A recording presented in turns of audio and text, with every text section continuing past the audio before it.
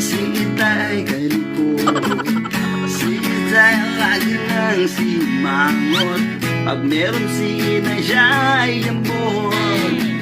Huwag pa na Itay ang pagkarutay, malabo pa ang ihi ni Inay.